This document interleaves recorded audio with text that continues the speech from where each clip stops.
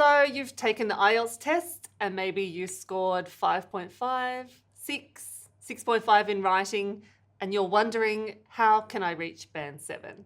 That's what this video is all about. I'm going to give you 7 practical ways to increase your score to band 7.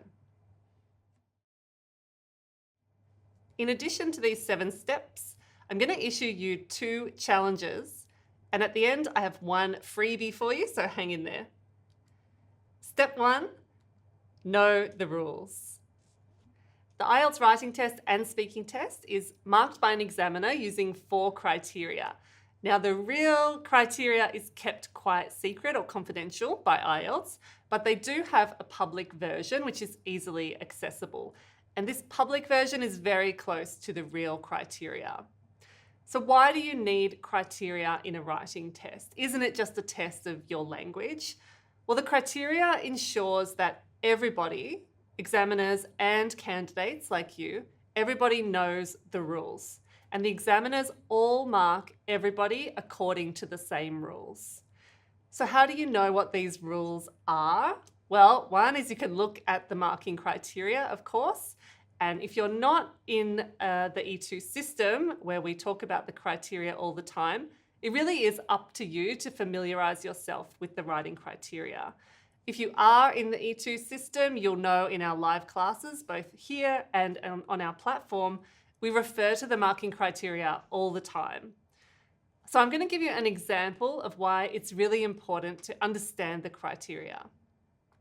This is the public criteria or the band descriptors for IELTS Writing Task 1.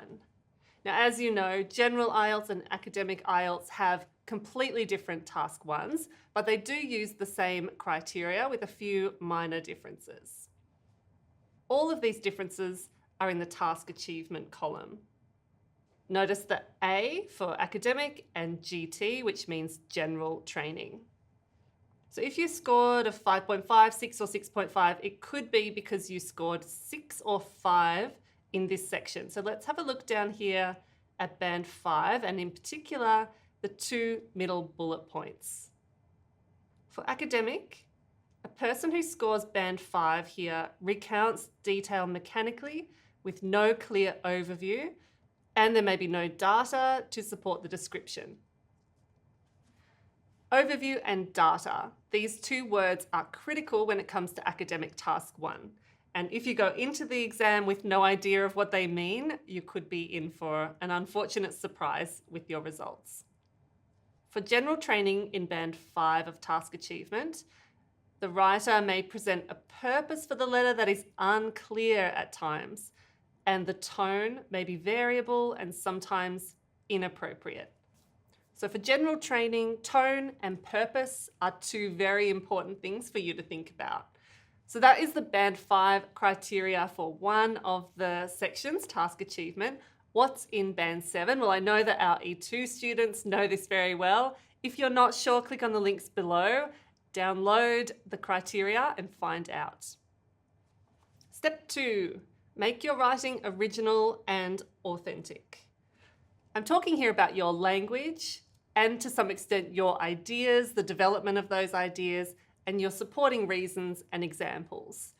Let's have a look at an introduction that is not original or authentic. This is the kind of writing an examiner often sees. Nowadays, the issue of blah blah has become a hotly debated topic in society. While there are strong arguments in favour, there are also several reasons to oppose it. This essay will examine both these views and come to a reasoned conclusion. This is a very dull way to write. Examiners read this type of thing all the time, and it doesn't give any indication of what you can do as a writer in English. It also doesn't really make sense. People will often substitute blah blah for something like, the issue of junk food has become a hotly debated topic. Has it really? The issue of pets has become a hotly debated topic. The issue of school sport. This kind of writing really needs to be avoided if you want to score band 7, 8, or 9. So this brings me to my first challenge. Imagine you had this essay topic, sport should be compulsory in school. To what extent do you agree or disagree? I want you to write an introduction in the comment section and make it original and authentic. So completely forget about the introduction that I just showed you. Pause now and have a go at writing an introduction that is original and authentic, something that only you could have written. Here's an example. For many children, school sports classes are a source of either great joy or, for those less physically fit, great anxiety. There are, however, some who would like to see them made compulsory for all students. Personally, while I do not think high school students should be forced to do sport, I do agree that primary schools ought to include these lessons. This is a much better introduction. Step 3, only deal with experts. If you're looking for an IELTS coach or an IELTS teacher, make sure that they know the criteria inside out, and also check that they can write a really high-level task 1 and task 2 themselves. You can't teach what you don't know. And by the way, your teacher doesn't have to be a native speaker. What's important is that they know the criteria. Everything comes down to that criteria. Step 4, read, read, read.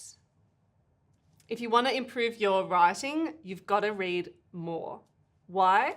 Well, reading exposes you to a wide range of language, collocations, as well as ideas. You also get to see how high-level and authentic writing is structured. Notice the introduction, notice the topic sentences, notice the way that the sentences are connected to each other. All of that can inform your own writing.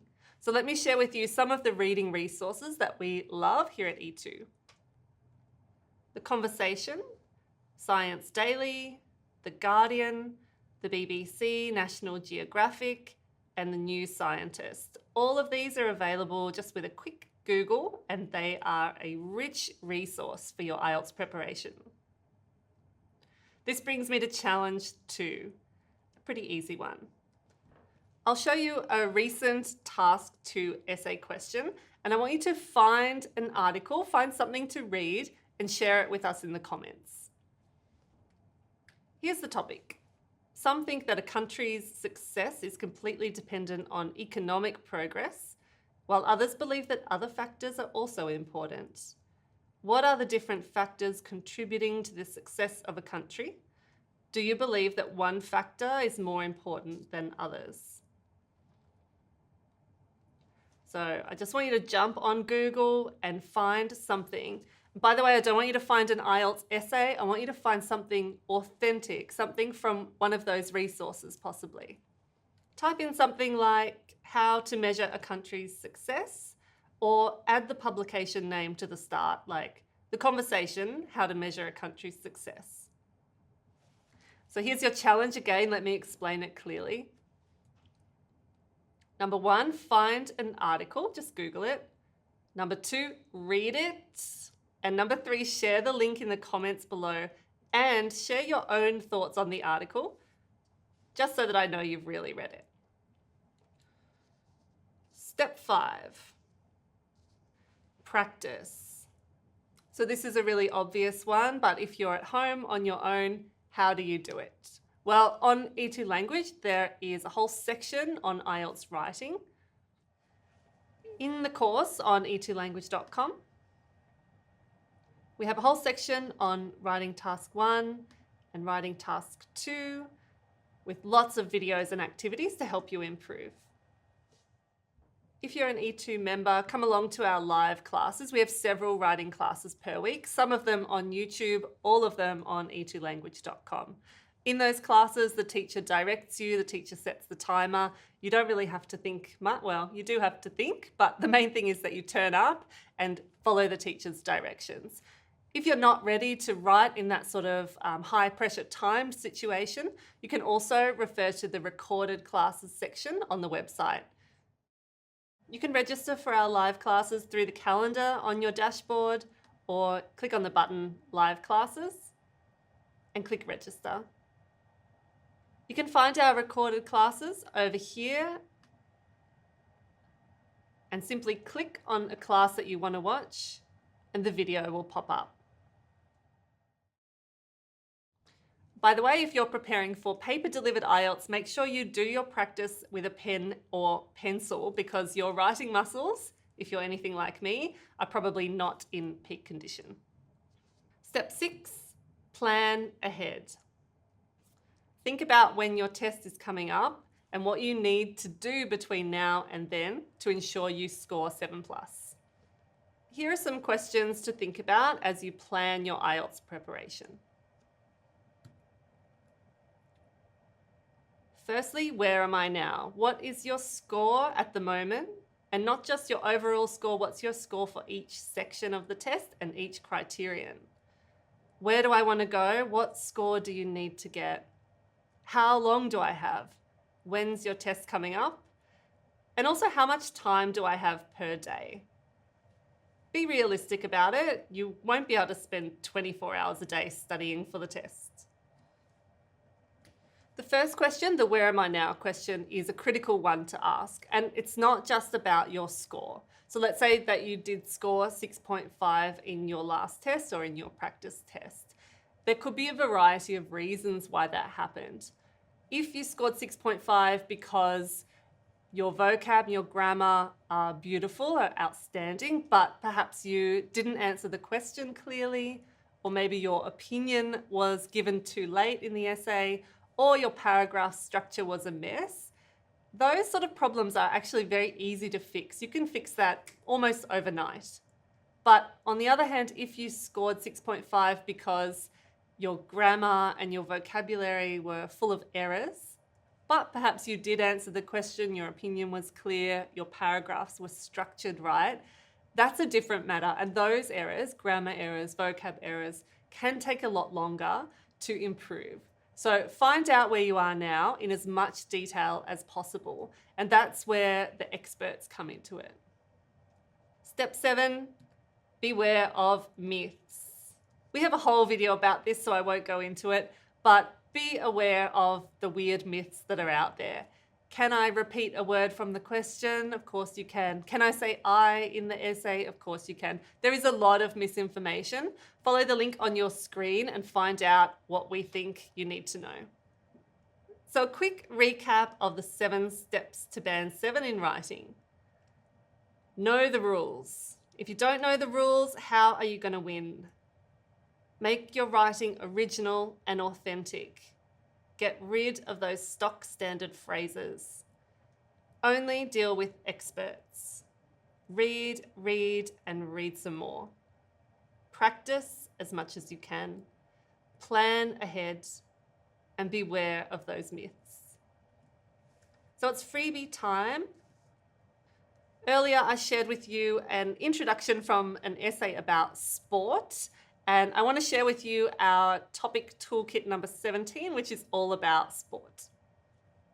Our E2 topic toolkits contain 20 words, 20 bits of vocabulary to deal with this topic, speaking questions, in this case, lots of speaking questions about sport, essay topics and a sample essay, and some links to some really useful resources. Follow the link below to download it. Band 7 and above is not impossible, but it can take some hard work. I hope that these 7 steps have been useful for you. And if you don't feel confident taking those steps on your own, come and join us at E2 Language. That's what we're here for. We are a fully online test preparation provider. We can give you feedback on your writing as well as your speaking. You can take one-on-one tutorials with us, join our daily live group classes, access our course materials, and heaps more.